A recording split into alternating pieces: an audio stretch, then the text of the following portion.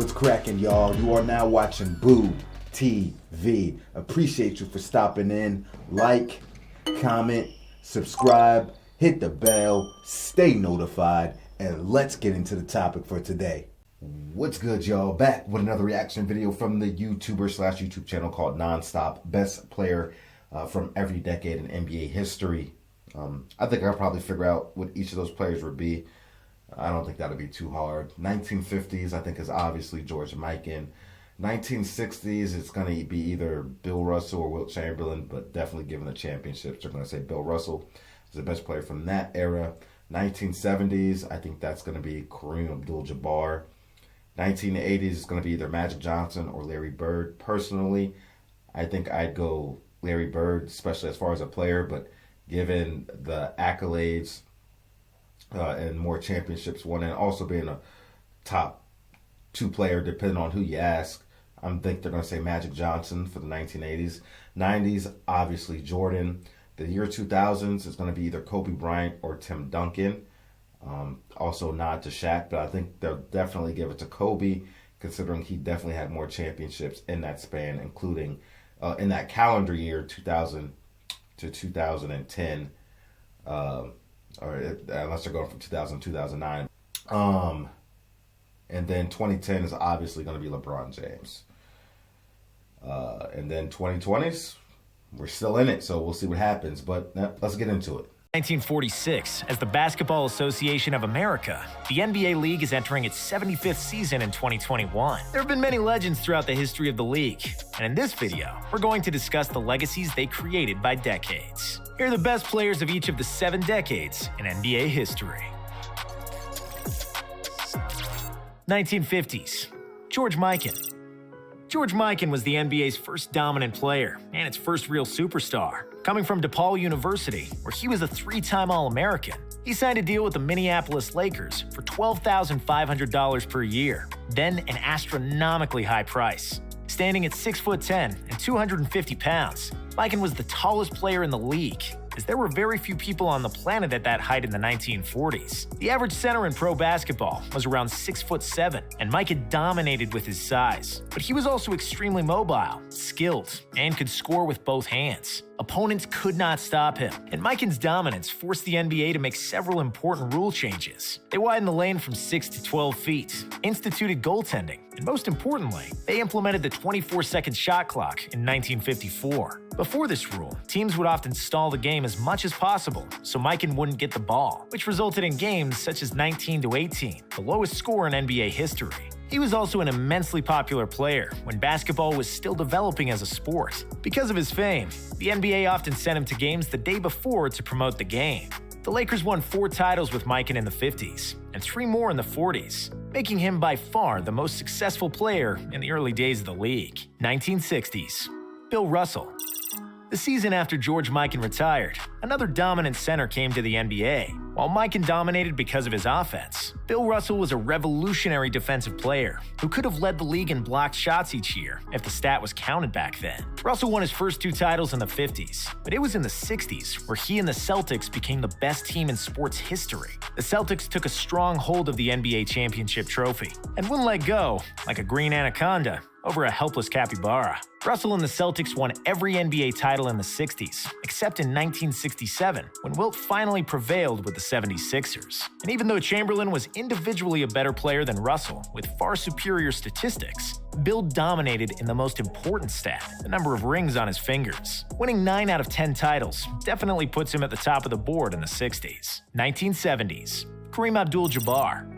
Ironically, in the next season, after Bill Russell retired, another dominant big man entered the NBA scene. It was Kareem Abdul-Jabbar, then known as Lou Alcindor, who was coming off 3 titles in 3 college seasons with UCLA. Kareem kept his winning habits, bringing the first and only championship to Milwaukee in just his 2nd season. While Jabbar only won that 1 title in the 70s, with 1 more finals appearance, there is no argument that he was the best player of the decade. Most people remember Kareem as the bald guy with glasses who helped the Lakers win 5 championships in the 80s. But in the 70s, when he had a full head of hair, Kareem was simply unstoppable. Strong, and yet extremely nimble and agile at 7'1", he was dominant on both ends of the court, which the numbers prove as well.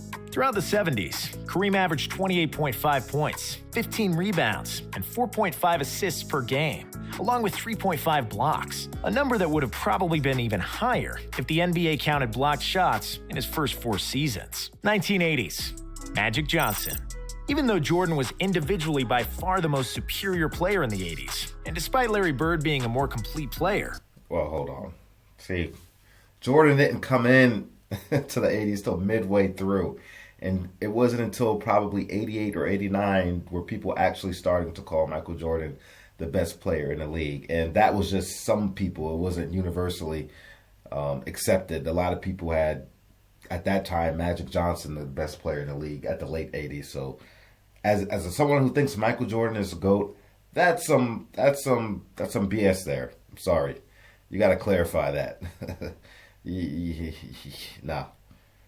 And I agree. Larry Bird's a better basketball player than Magic Johnson.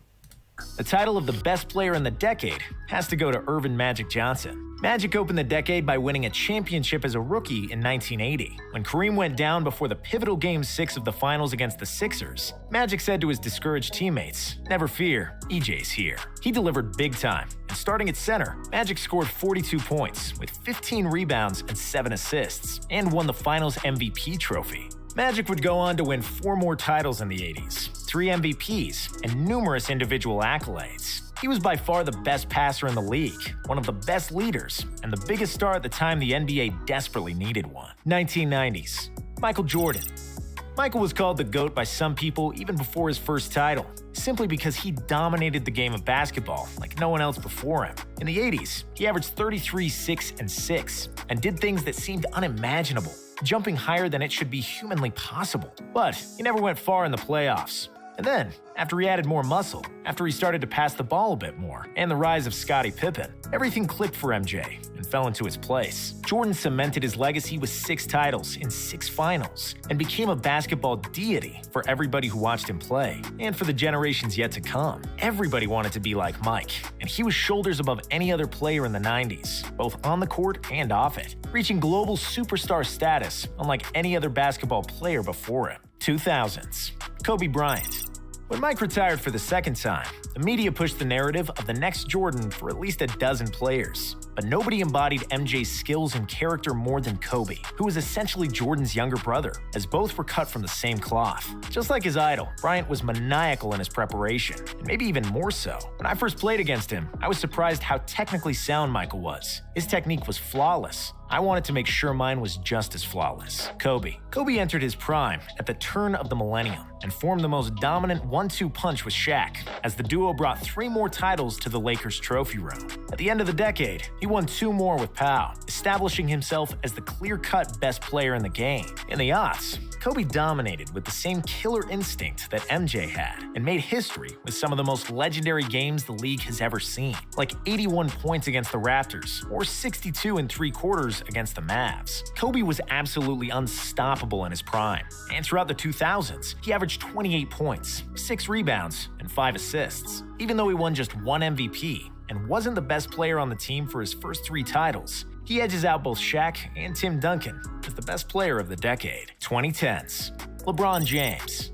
Kobe's summit was in 2010, and as his career was slowly declining, it was King James's time to sit on the NBA throne. And even though it was obvious he was the next in line, nobody thought he would sit on the throne for the entirety of the next decade, and that his reign would spill into the next one as well. Bron went to the finals 9 times in the last 10 seasons, and with 4 titles and plenty of broken records, he's without a doubt the best player of the last decade. What he accomplished has only been done by Bill Russell in the 50s and 60s, but back then, to reach the NBA Finals, Russell only needed to win 1 playoff series. And despite a losing record in the finals, LeBron has carved his name and face into every Mount Rushmore discussion. And for some, he is now the best that ever did it, aka the GOAT. Thank you for watching. Ain't my GOAT.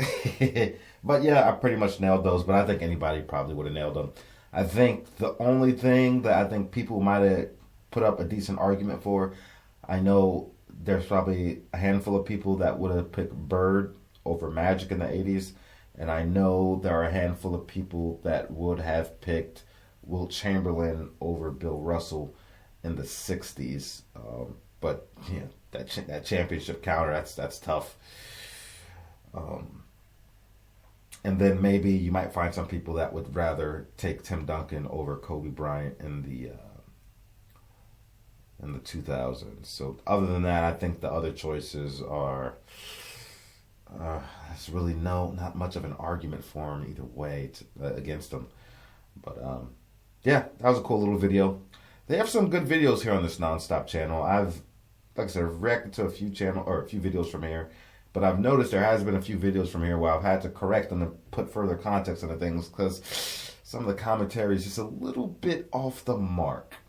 And I had to put that Jordan comment in its proper perspective, man. Come on. Like, comment, subscribe, hit the bell, stay notified. I thank you for supporting, and I will catch you on the next one. We out, baby.